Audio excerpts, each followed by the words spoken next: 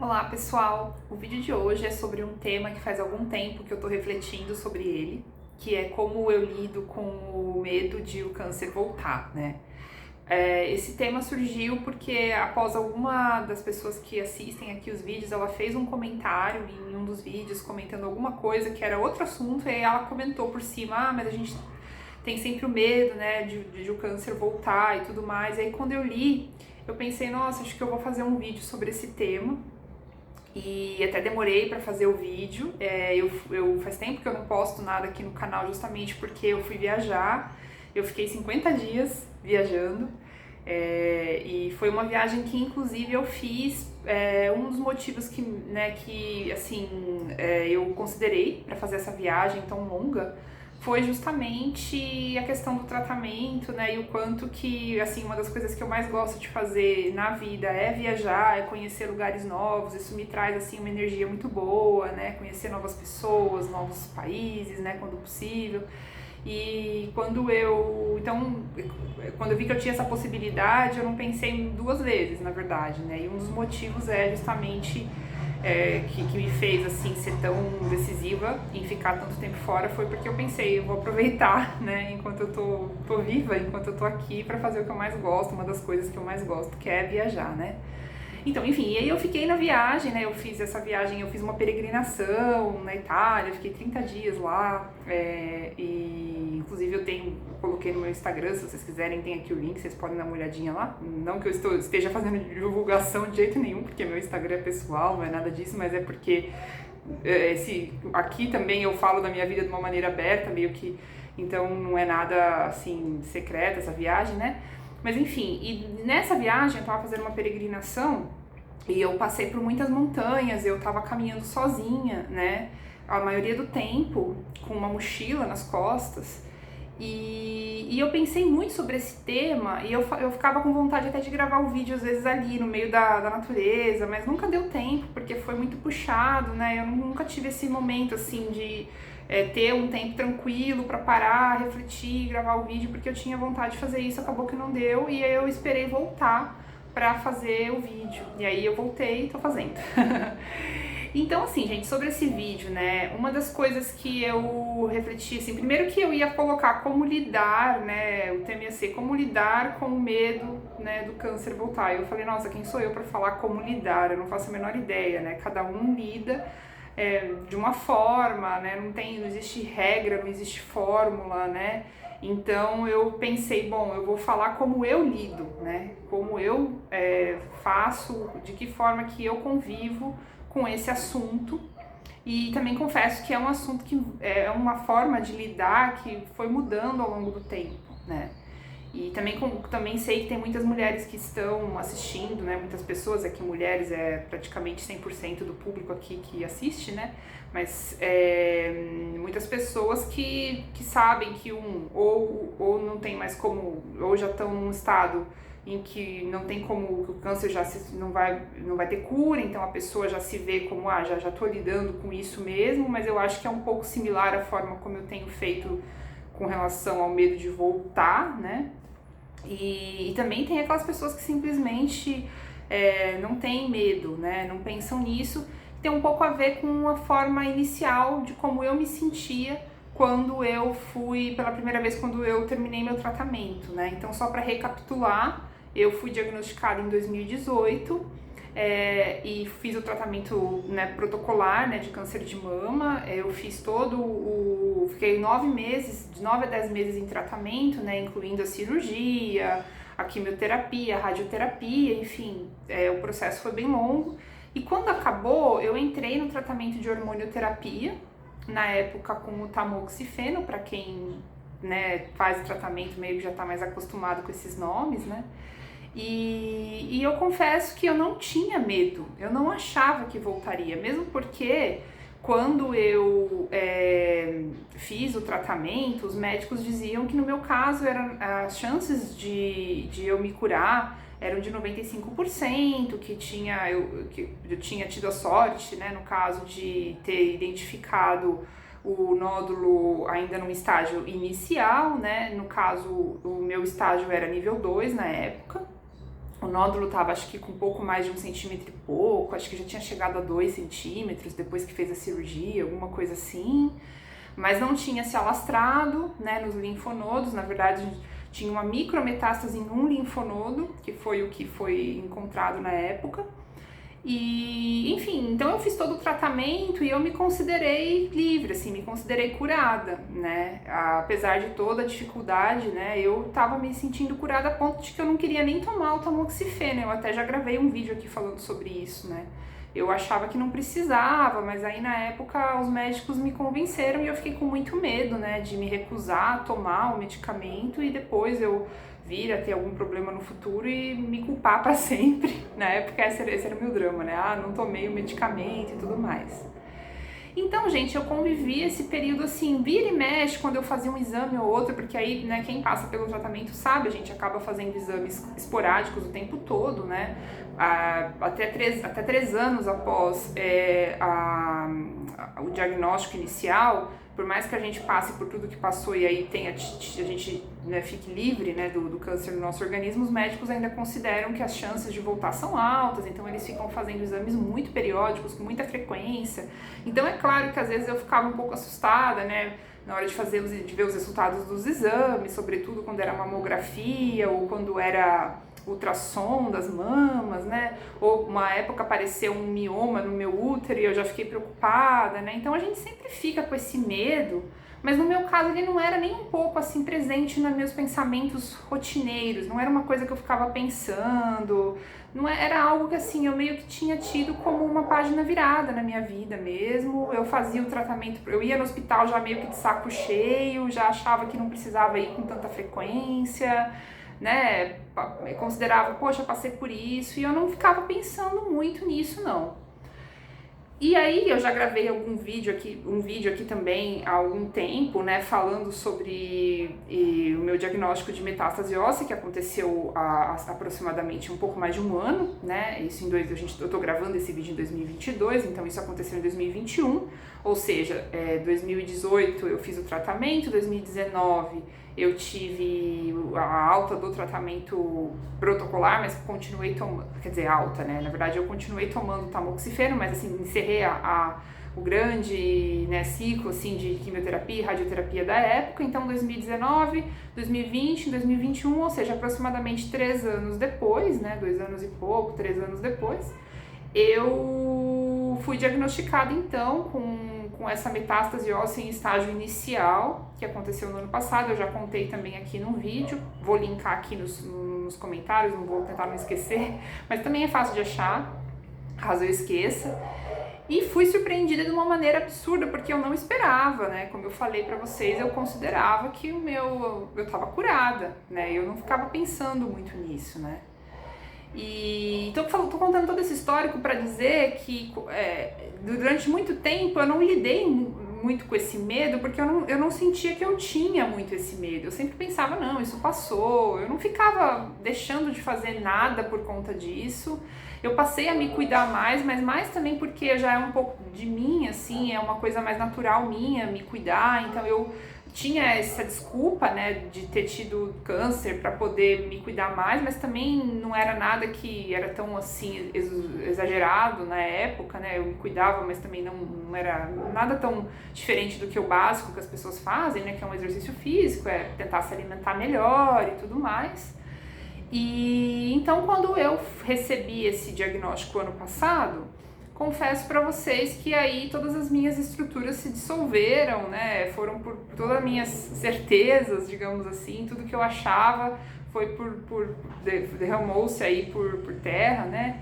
E realmente aí essa questão do medo de voltar ficou, quer dizer, a questão eu tinha recebido a notícia de que havia voltado, foi extremamente difícil, muito desafiador, né? Aí sim eu achei que a coisa era um pouco mais séria, porque eu falei, caramba, né? Então quer dizer, se eu achava que já era uma página virada e não é, então isso aqui é perigoso. Então agora eu cheguei a pensar, nossa, de repente eu posso realmente ter uma vida mais curta do que eu tô imaginando, né?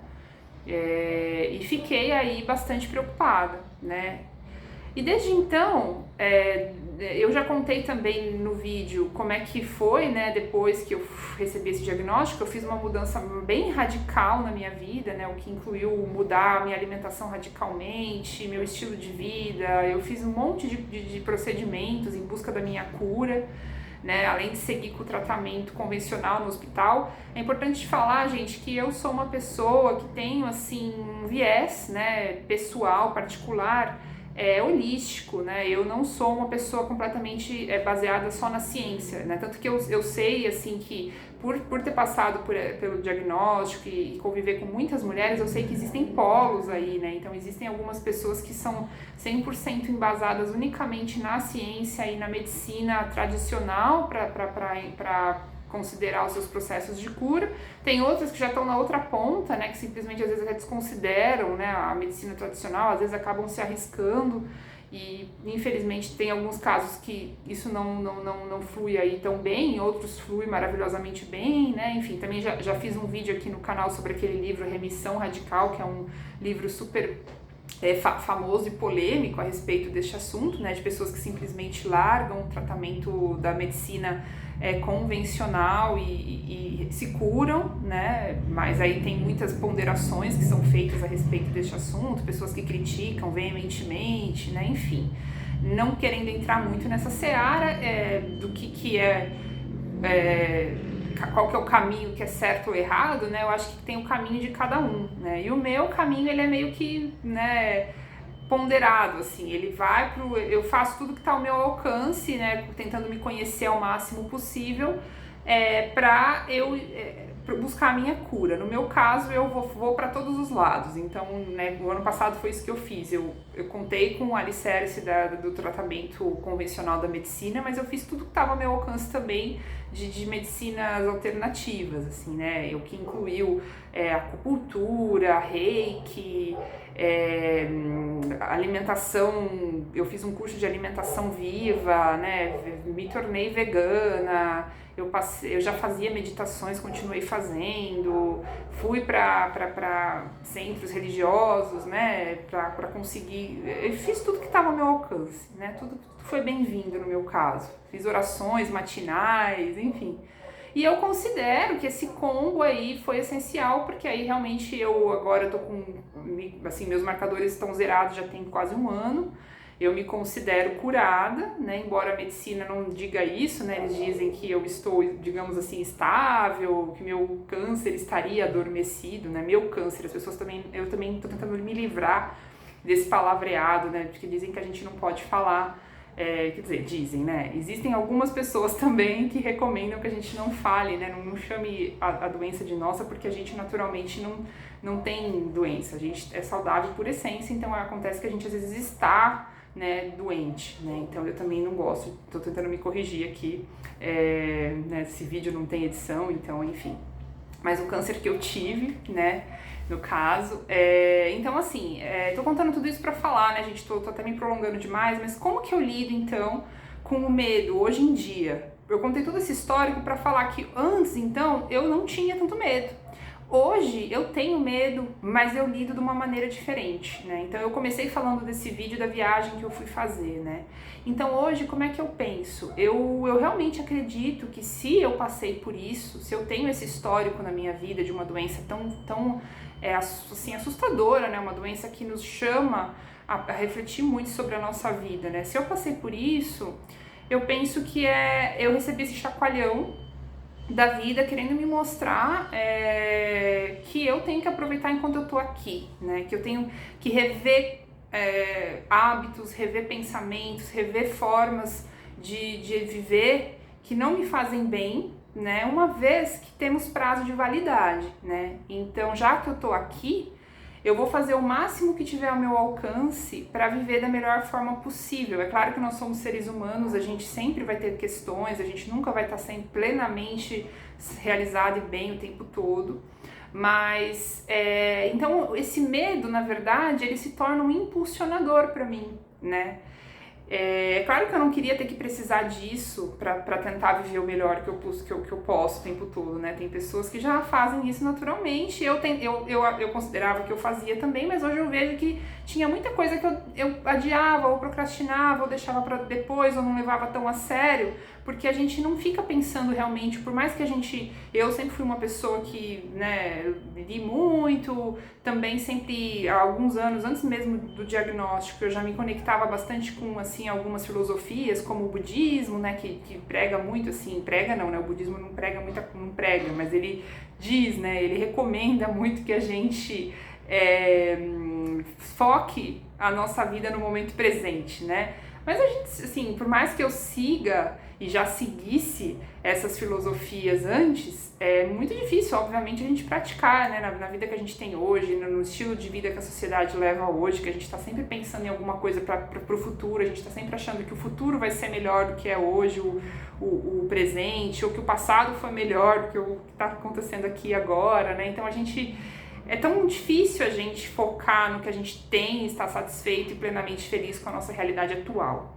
Então, toda vez que eu penso que, eu me curei, né, no caso da metástase, né, eu sinto que eu me curei, eu sinto de verdade que eu recebi aí uma segunda vida, ainda faltam 5, né, levando em conta que são 7, e aí eu fico pensando, como é que eu vou aproveitar agora ao máximo? Como é que eu faço, assim, eu acredito de verdade que o nosso estilo de vida, a ciência prova isso também, né, por mais que com algumas ressalvas, mas assim, porque algumas coisas a ciência diz que são genéticas e aí não teria como evitar, né, já não temos como saber 100%, mas enfim, eu acredito que o estilo de vida que eu levo vai ajudar sim, a eu pelo menos, se não sei se de fato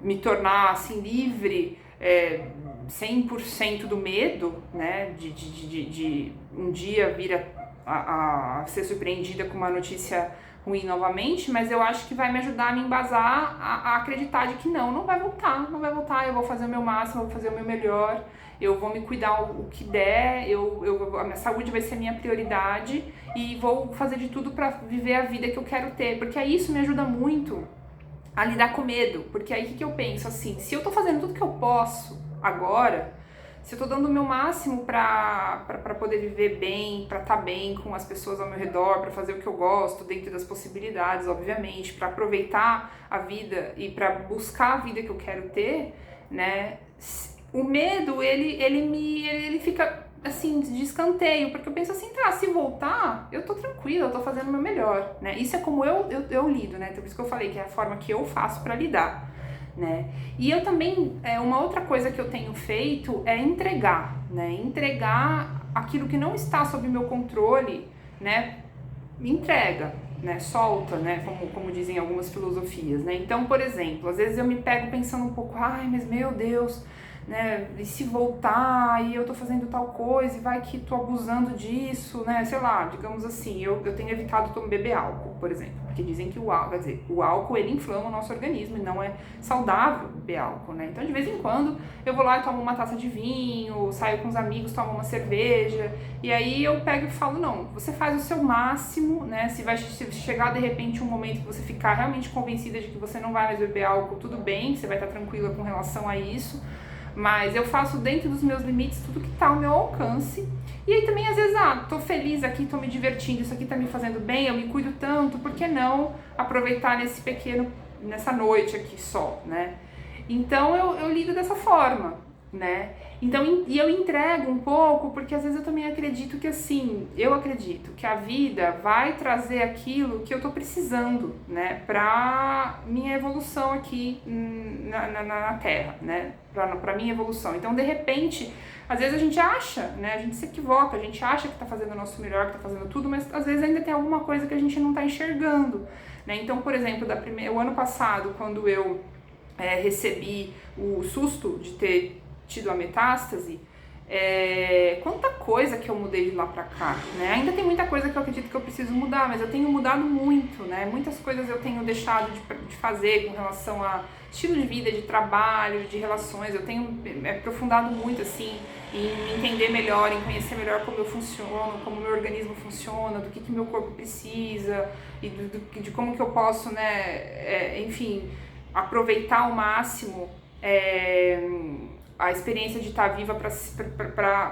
para fazer isso um bem para mim e para todas as pessoas, né, que é uma filosofia um pouco que eu sigo do Zen budismo também, né.